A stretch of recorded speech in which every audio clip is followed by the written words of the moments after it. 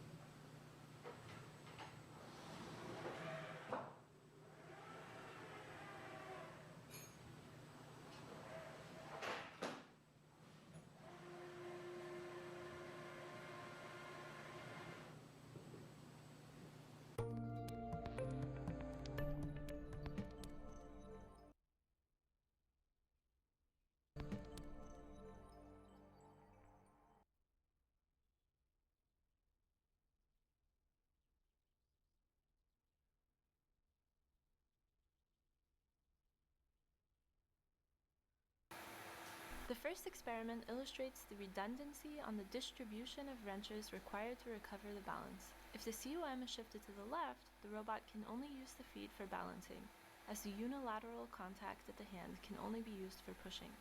If the COM is shifted to the right, the robot can also use the hand, which allows a larger COM shift in this direction. In this experiment, Toro is lifting a box. The hands are operated in a compliant mode, while the legs are used for balancing. In order to prevent a disturbance of the COM, the legs counteract the forces generated by the hands.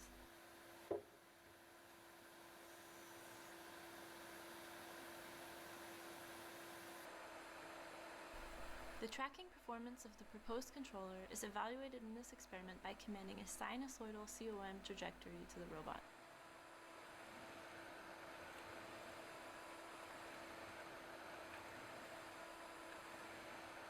The proposed controller improves the tracking performance if feed-forward terms are included, which reduces the difference between the commanded and the real contact wrenches.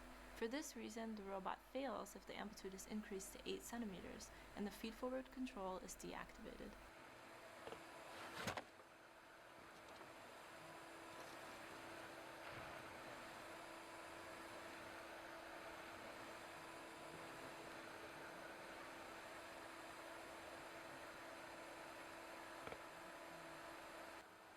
Balancing on a compliant support surface is a difficult task for a humanoid robot because of the unmodeled dynamics of the support surface.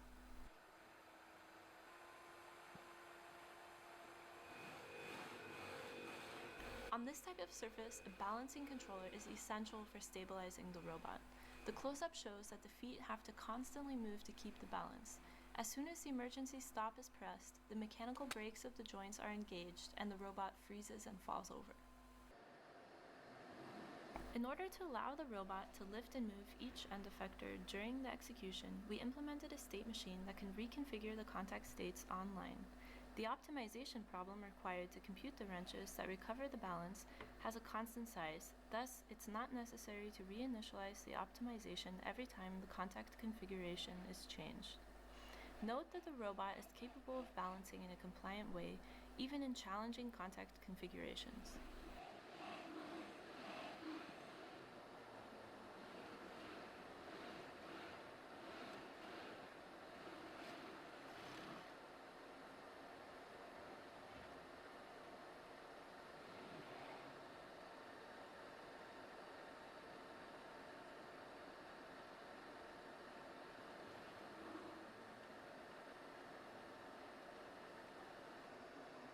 The next two experiments show the robot balancing on a rocker board, which can be tilted up to an angle of 6 degrees.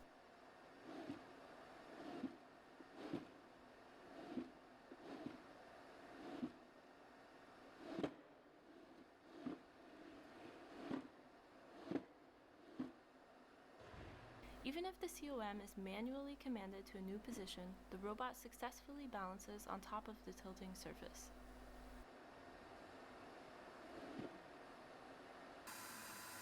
Balancing on one leg is even more difficult because of Toro's small feet, which are only 9.5 centimeters wide and 19 centimeters long.